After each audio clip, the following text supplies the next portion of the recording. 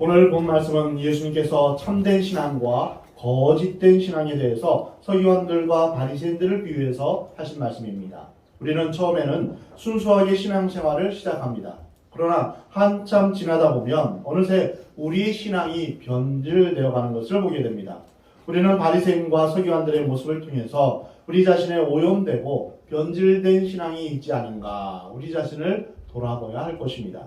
오늘 본문 1절에서 예수께서 무리와 제자들에게 말씀하여 이르시되 서기관들과 바리새인들이 모세의 자리에 앉았다라고 말씀하십니다.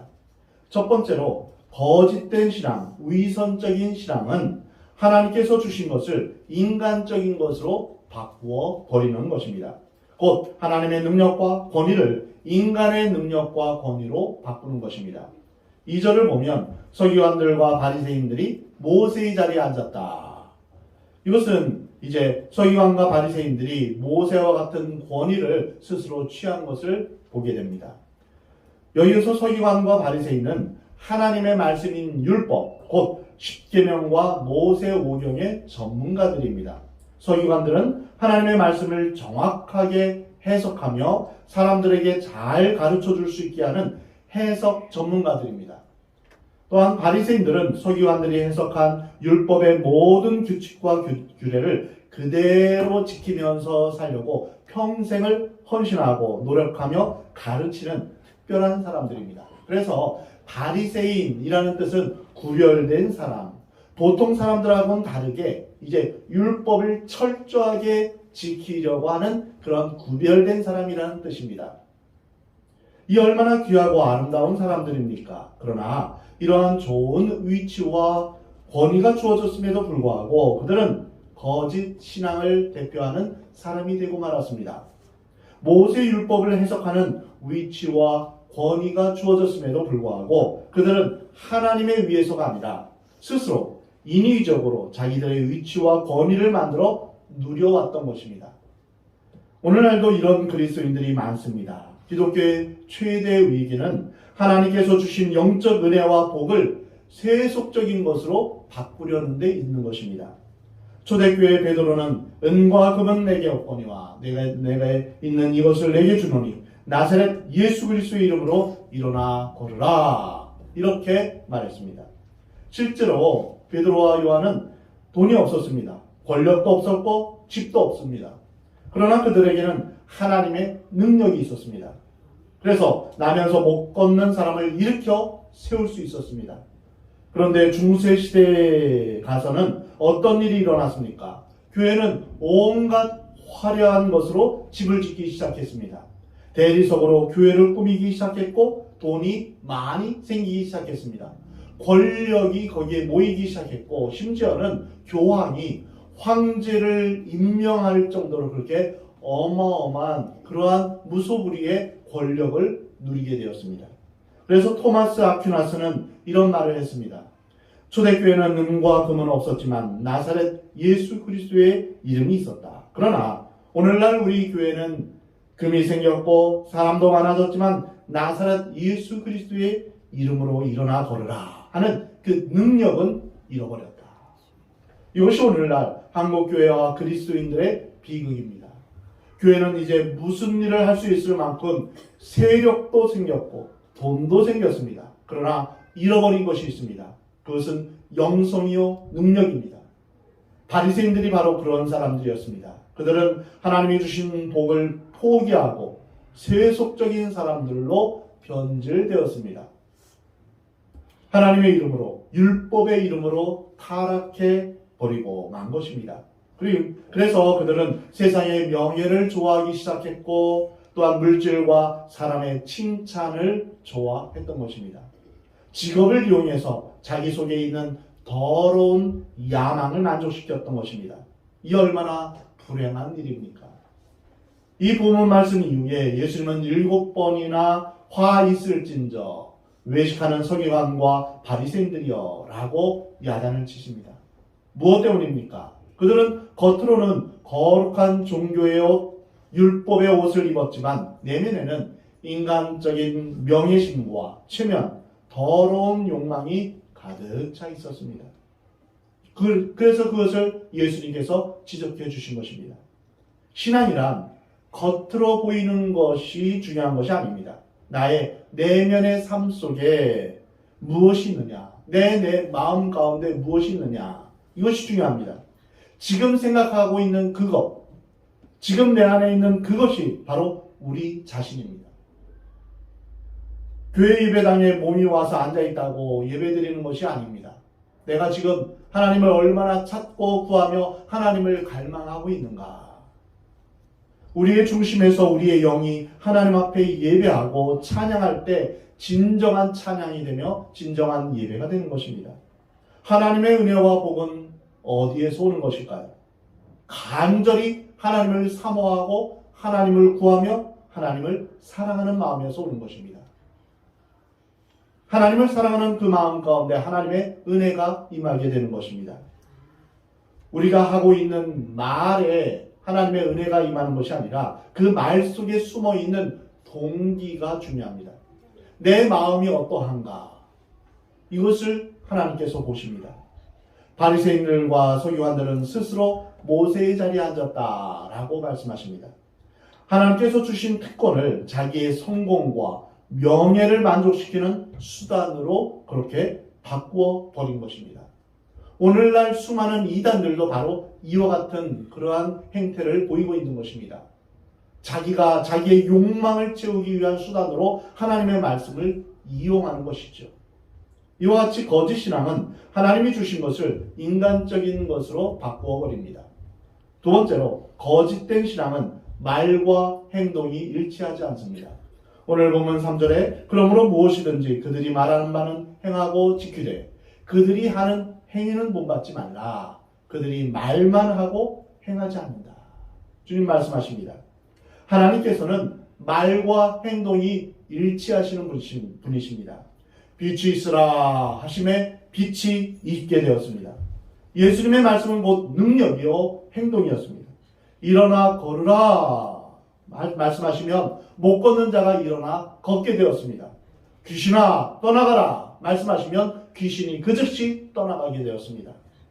예수님에게서 언어와 행동이 분리되는 것을 우리는 발견할 수 없습니다. 하나님의 말씀은 언어와 행동이 일치됩니다.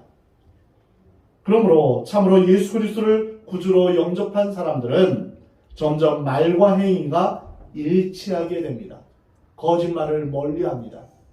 이것을 가리켜 신실하다 이렇게 표현합니다. 하나님은 신실하신 분이십니다. 누가 예수님을 잘 믿는 사람입니까?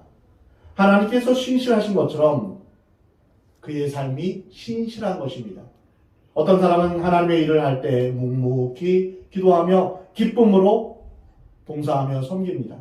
그런 사람일수록 자기 행위를 보이지 않으려고 애씁니다. 큰 소리 치지도 않습니다. 다른 사람과 다투거나 싸우지도 않습니다. 말은 적게 하고 행동은 신실하게 합니다. 그러나 거짓된 신앙을 가진 사람은 언제나 소리가 시끄럽습니다. 빈수레가 요란하다라는 것처럼 늘 말을 앞세웁니다. 행동이 있기 전부터 소리부터 나고 생색내기 좋아합니다. 기도를 10분 정도 하고 1시간 기도했다고 소문내는 그런 사람입니다. 예수님은 서기관들과 바리새인들의 그 신앙적인 태도가 이중적인 것을 지적하셨습니다. 위선을 지적하셨습니다. 조리 있게 말 잘하는 사람 중에서 행동이 없는 사람을 조심하십시오. 큰 소리 치는 사람, 장담하는 사람 중에서 자기 헌신이 없는 사람을 조심하십시오. 거짓된 신앙은 말과 행동이 분리되어 있습니다. 세 번째로 거짓된 신앙을 가진 사람은 모든 것을 타인에게 뒤집어 씌웁니다. 오늘 본문 4절에서 또 무거운 짐을 묶어 사람의 어깨에 지우되 자기는 이것을 한 손가락으로도 움직이려 하지 않는다 말씀하십니다. 자기는 손가락 하나 까딱하지 않고 오직 입으로만 하는 사람입니다. 예수님 당시 율법학자들은 까다로운 규칙들을 많이 만들었습니다. 모세 율법을 해석하면서 인간들이 만들어 놓는 수많은 규칙들을 덕지덕지 수천 가지 규칙들을 자신들이 만들어내었습니다. 그러나 그것은 자기가 지키기 위한 것이 아니라 다른 사람 지키라고 만들어 놓은 것입니다. 무거운 짐을 지우는 그들과는 달리 예수님은 마음이 온유하고 겸손하시며 수고하고 무거운 짐진 자들을 쉬게 하시는 분입니다. 예수님의 짐이 가벼운 것은 예수님과의 관계로 우리를 초청하십니다. 그래서 하나님의 법을 지킬 수 있도록 우리를 도와주십니다. 우리의 마음 가운데 하나님의 법을 즐거워하며 기꺼이 주님의 법을 지킬 수 있도록 우리에게 능력을 주시며 또한 우리에게 사모하는 마음을 주십니다. 진리 되신 예수님은 우리를 자유하게 하시는 분입니다. 반면에 거짓된 신앙을 가진 자들은 율법적인 전문 지식을 가지고 자기는 빠져나갈 수 있도록 모든 것을 합리화시켜 놓고 있습니다. 그들은 생각하기를 자기들은 간음이나 살인을 행하지 않고 다른 주인들처럼 속여 빼앗는 일을 하지 않았다 생각하며 11조도 잘 냈고 또한 금식을 잘하고 하면서 자신이 의로운 사람인 양 그렇게 생각했습니다. 그러나 예수님은 그렇게 보시지 않으셨습니다. 음욕을 품고 여자를 보는 자마다 마음에 이미 간음하였다. 형제를 보고 미워하는 자마다 이미 살인하는 자다라고 말씀하셨습니다. 바로 예수님은 마음의 중심을 꿰뚫어 보시는 분입니다. 영국의 한 유명한 주교가 이렇게 말을 했습니다. 예수 믿는 사람 중에서 마음에 꺼리는 사람이 있는데 바로 가난한 사람을 위해서 살아야 한다라고 외치는 사람이라는 것입니다. 왜 그러느냐 했더니 그런 사람일수록 가난한 자들 위해서 살지 않고 그저 말로만 외친다는 것입니다. 자기가 실제로 그렇게 살지 못하니까 외치기라도 하면 혹시 그런 일을 하는 사람처럼 보일까봐 그렇게 외친다는 것입니다. 진짜 성령을 받은 사람은 그냥 뛰어듭니다. 많이 외치지 않고 그냥 뛰어들어가 섬기며 사는 것입니다. 자신의 신앙을 점검할 때 내가 먼저 바로 행동할 수 있는지 나의 것을 포기할 수 있는지 스스로 물어보시기 바랍니다. 자기가 할 수 없는 일을 남에게 시켜서는 안 됩니다. 네 번째로 거짓 신앙을 가진 사람은 언제나 사람들에게 잘 보이려고 했습니다.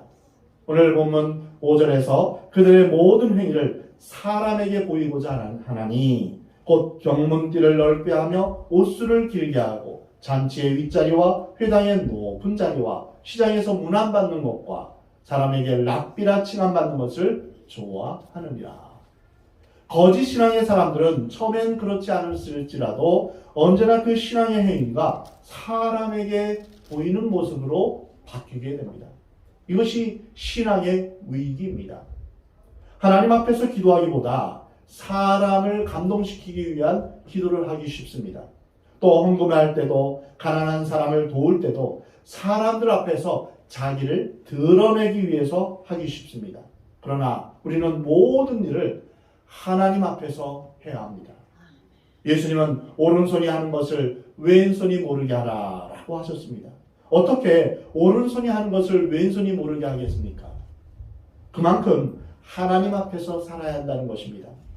사람의 시선, 사람의 말, 사람의 입장을 생각하지 않는 것입니다. 마태복음 6장에서 사람에게 보이려고 그들 앞에서 너희 의를 행하지 않도록 주의하라. 그리하지 않으면 하늘에 계신 너희 아버지께 상을 받지 못하느니라. 그러나 우리는 이런 실수를 너무 많이 합니다. 예수님은 바리새인과 서기관들의 신앙의 잘못된 모습을 6가지로 지적하셨습니다. 첫 번째로 그들은 사람에게 보이고자 경문띠를 넓게 하였다라고 말씀하셨습니다. 경문은 조그마한 상자 속에 하나님의 말씀을 기록해 넣은 것입니다. 신명기 6장 5절 말씀, 이스라엘아 들으라. 너희 하나님 여호와는 오직 하나님 여호와시니 너희는 마음을 다하고 힘을 다하고 뜻을 다하여 주 너희 하나님을 사랑하라. 아주 귀한 말씀입니다. 이것을 작은 상자에 넣어서 이마에 차기도 하고 손목에 붙이기도 했습니다. 그럼 이마에 차려면 이제 띠를 띄어야 되는데요. 이 띠가 이제 하나님의 말씀을 사랑한다라는 그런 표시입니다. 근데 재밌는 것은 바리새인들이 그 상자를 매는 띠를 넓게 해서 자기는 하나님의 말씀을 굉장히 사랑한다. 이것을 사람들에게 보여주는 것입니다. 두 번째는 옷술을 길게 한다. 옷술은 율법을 기억하기 위해서 겉옷 귀퉁이에 술을 내리고 푸른 실로 장식한 것입니다. 그래서 치렁치렁 그 옷자락에 매다는 것입니다. 그것은 율법을 사랑한다는 표시입니다. 옷술은 정해진 규격이 있는데 그들은 이 옷술을 길게 만들어서 자기가 율법을 사랑한다는 것을 사람들에게 보여주는 것입니다. 또한 그들은 잔치의 윗자리에 앉기를 좋아한다 라고 말씀하셨습니다. 이것은 세속적인 영광을 취하는 것입니다. 서기관 바리새인이라는 그 파워를 가지고 그들의 영광을 취하는 것입니다. 또한 네 번째로 회당의 높은 자리에 앉아 있는다. 회당은 하나님의 말씀을 가르치는 곳인데 그곳에도 그들은 높은 자리에 앉으려고 하는 것입니다. 다섯 번째로 그들은 일반 시장에 가서도 존경을 받으려고 했다는 것입니다. 이러한 것은 왜 일어날까요? 그것은 비교의식에서 일어난 것입니다. 나는 누구에게도 이 독점을 빼앗길 수 없다. 모든 관심은 나한테 가져야 된다. 모든 사람의 시선을 내가 받아야 되고 모든 사람의 존경을 나 혼자 독차지해야 된다. 모든 사건에 내가 개입돼야 된다. 바리새인과 서기관들 속에 이런 것이 있었던 것입니다. 윗자리에 앉고 사람들로부터 존경을 받기 원하는 것입니다. 근데 그것이 잘 안 되니까 자꾸 인위적으로 만드는 것입니다. 율법적으로 만드는 것입니다. 그래서 이런 명예심과 야망 같은 것들을 겉으로 나타내면 안 되고 멋지고 세련되게 교양 있게 포장을 하려고 하는 것입니다. 그래서 점점 위선적이 되어가는 것입니다. 여섯 번째로 그들은 랍비라는 말을 듣기를 좋아했습니다. 그들이 사람에게서 존경받고 싶은 욕망이 얼마나 컸는지를 알 수 있습니다. 박사나 전문가라는 말을 너무 좋아하지 마십시오. 우리가 제일 잘 넘어지는 부분이 우리의 전공이라는 사실을 여러분 아십니까? 어떤 사람은 자기 전공으로 하나님을 가르치려 듭니다. 예수님은 이러한 지적을 하시면서 다음과 같이 말씀하셨습니다. 그러나 너희는 랍비라 칭함을 받지 말라. 너희 선생은 하나요? 너희는 다 형제니라. 땅에 있는 자를 아버지라 하지 말라. 너희 아버지는 한 분이시니 곧 하늘에 계신 이시니라. 이 말씀은 너희는 선생이라는 칭호를 받기를 좋아하지 말라. 전문가라는 도취감에 빠져있지 말라. 너희가 혹 성경을 좀 잘 안다고 지식이 좀 있다고 다른 사람을 깔보지 말라. 자기 전공에 겸손하라. 마음을 낮추어라. 그러면 너희를 높일 것이다. 이런 뜻입니다.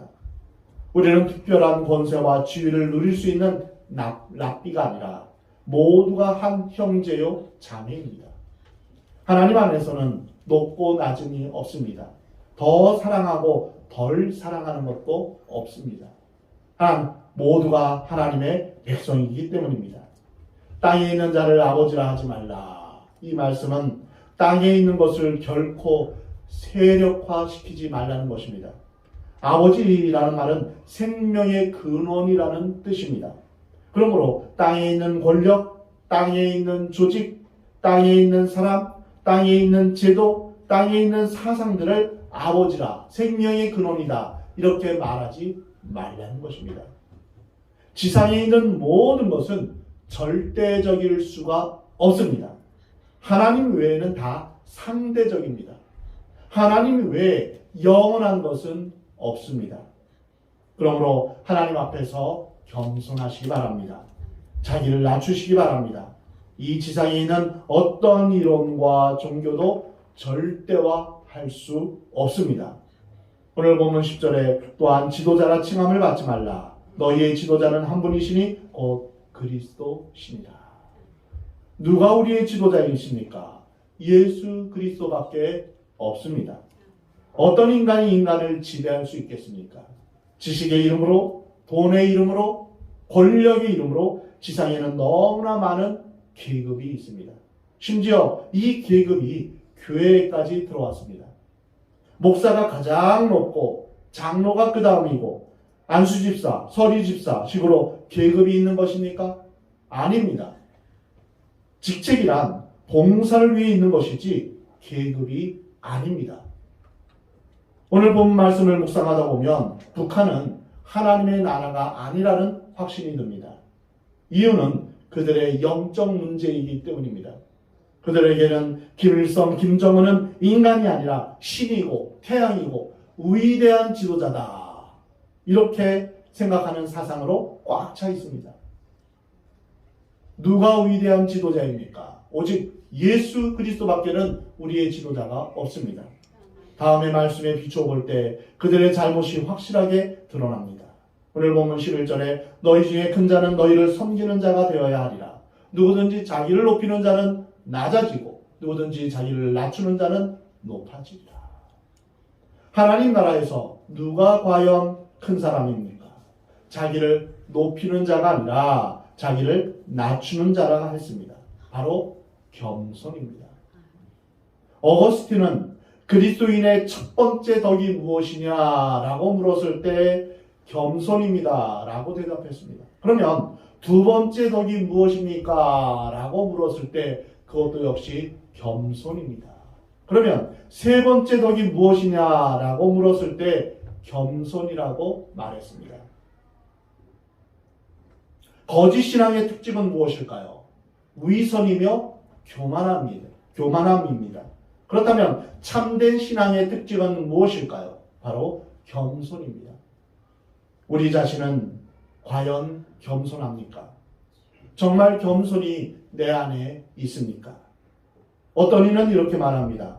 겸손은 자기를 낮추는 것이 아니라 그리스도를 바라보는 것이다. 맞습니다.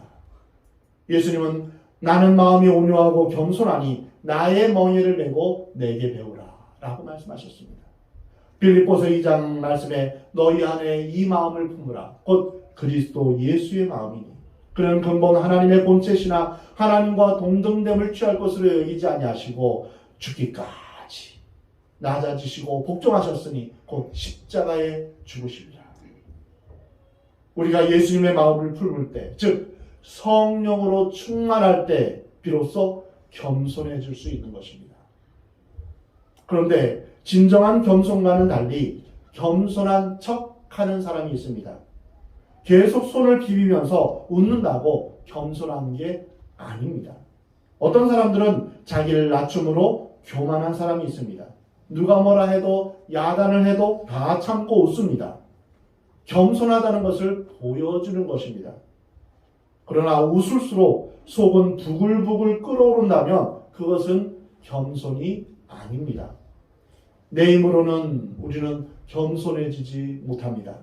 내 힘으로는 분노를 사귈 수가 없습니다. 성령이 임하셔야 합니다. 오늘은 성령 강림 주일입니다. 하나님께서 성령님을 우리에게 보내주신 것은 우리에게 있어서 가장 좋은 선물이며 은혜입니다. 아멘. 여러분 가운데 아직 내 마음 가운데 성령님이 임하시지 않았다라고 생각된다면 여러분 간절히 성령님이 내 마음 가운데 오시기를 기도하시기 바랍니다. 그리고 기도의 자리에 참여하시기 바랍니다. 수요기도회나 금요기도에 참여해서 간절한 마음으로 성령으로 충만하기를 여러분 기도하시기 바랍니다. 하나님의 영, 예수님의 영이신 성령님이 우리에게 임하신 것은 하나님이 우리와 함께 하신다는 증거입니다.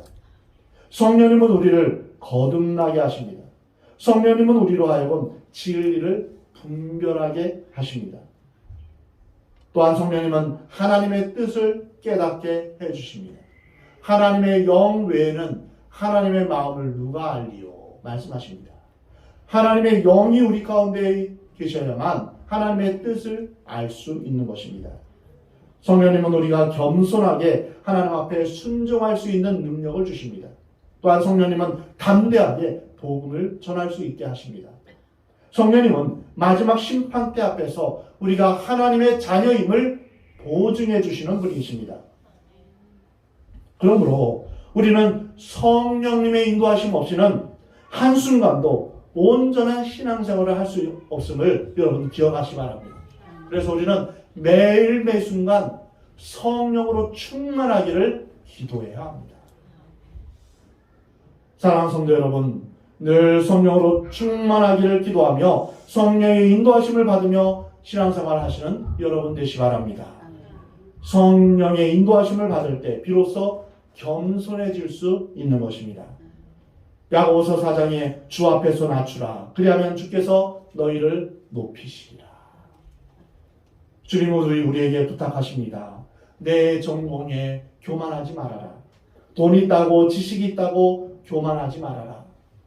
내가 남과 다른 위치에 있다고 랍비라 칭함을 받을 수 있는 위치에 있다고 자랑하지 말아라. 오히려 그것이 겸손의 도구가 되도록 해라. 너를 낮추어라. 섬기는 사람이 되어라. 주님 말씀하십니다. 사랑하는 성도 여러분, 하나님께서 우리에게 주신 모든 은혜는 다른 사람을 섬기기 위한 도구입니다.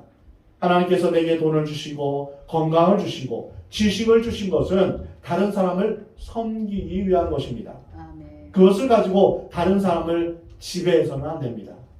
우리는 주 안에서 한 형제이기 때문입니다.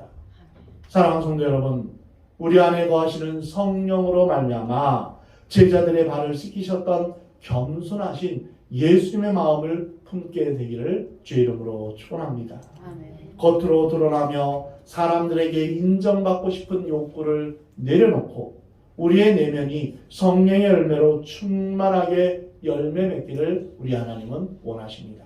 아멘. 그래서 겸손하신 우리 주님과 늘 동행하며 살아가는 저와 여러분이 되기를 우리 하나님은 원하십니다.